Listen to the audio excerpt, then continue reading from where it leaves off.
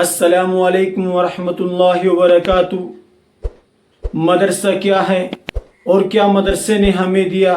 دوستو، بات شروع ہوتی ہے سن 622 عیسوی سے، جب ہمارے نبی پاک صلی اللہ علیہ وسلم نے مکہ سے مدینہ ہجرت کی، جسے اسلامی تاریخ کے نام سے جانا جاتا ہے۔ سن 622 عیسوی 18 ربیع الاول کو نبی پاک صلی اللہ علیہ وسلم نے مسجد نبوی کی بنیاد رکھی، جس کی لمبائی 35 میٹر اور چوڑائی 30 میٹر تھی اور چھت تقریباً 2.5 میٹر اونچی تھی۔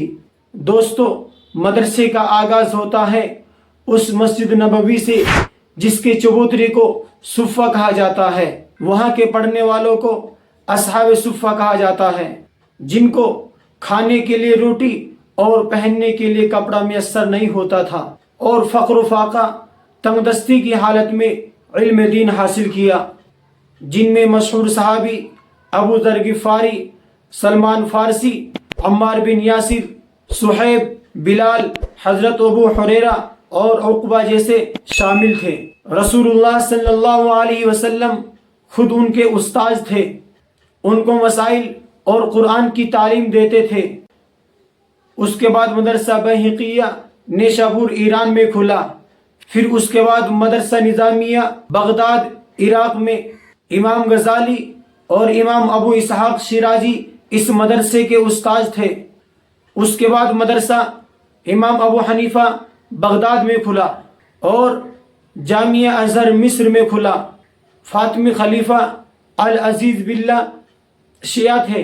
انہوں نے اس مدرسے کو زیادہ تر سیاسی مقصد کے لیے استعمال کیا، لہذا جب صلاح الدین ایوبی نے مصر کو فتح کیا تو یہاں شافعی مذہب کے مطابق تعلیمات کو رواج دیا، اور آج بھی یہ مدرسہ جامعہ ازہر کے نام سے ہی مشہور ہے، اور اسی طریقے سے دیگر مدارس قائم ہوتے گئے۔ دوستو، اب نمبر آتا ہے دارالعلوم دیوبند کا۔ کیسے وجود میں آیا یہ مدرسہ اور کیا ہے اس مدرسے کی سچائی؟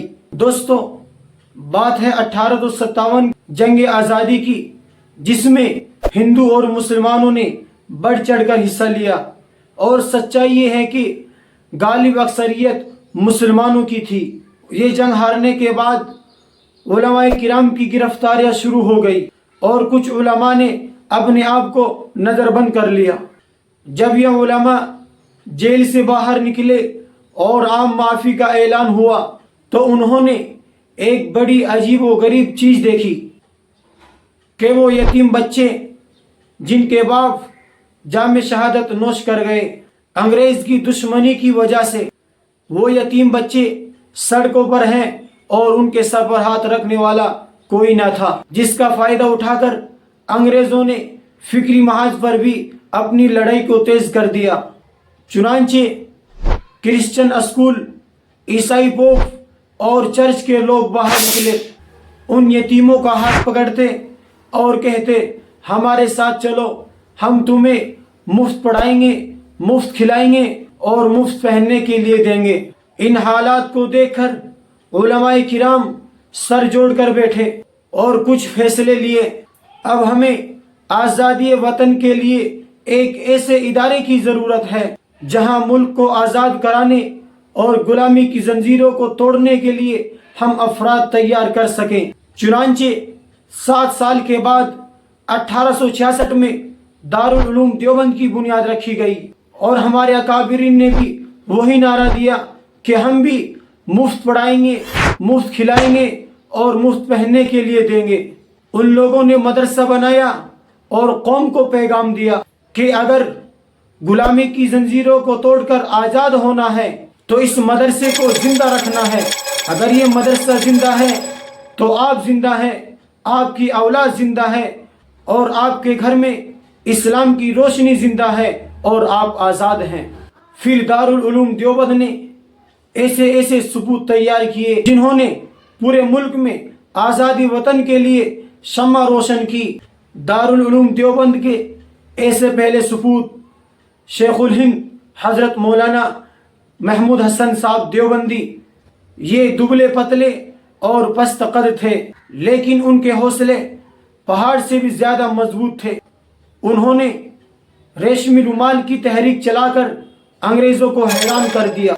انگریزوں کو آخر تک معلوم نہ ہو سکا کہ اس تحریک کے پیچھے اصل دماغ کس کا ہے۔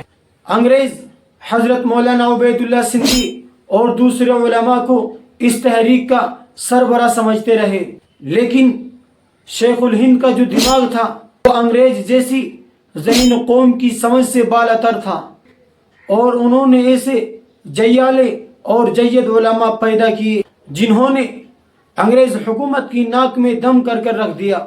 آخرکار بدقسمتی سے تحریک کا راز فاش ہو گیا۔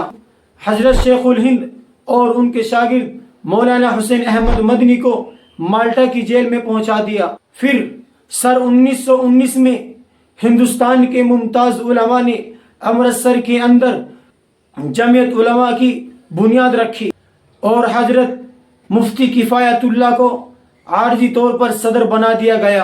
حضرت شیخ الہند 1920 میں مالٹا کی جیل سے رہا ہوئے ہندوستان تشریف لائے، اور اسی سال دہلی کے اندر جمعیت علماء ہند کا دوسرا جلسہ ہوا، جس میں شیخ الہند محمود حسن دیوبندی کو جمعیت کا صدر بنا دیا گیا، اور 12 دن بعد شیخ الہند مولانا محمود حسن دیوبندی کا انتقال ہو گیا۔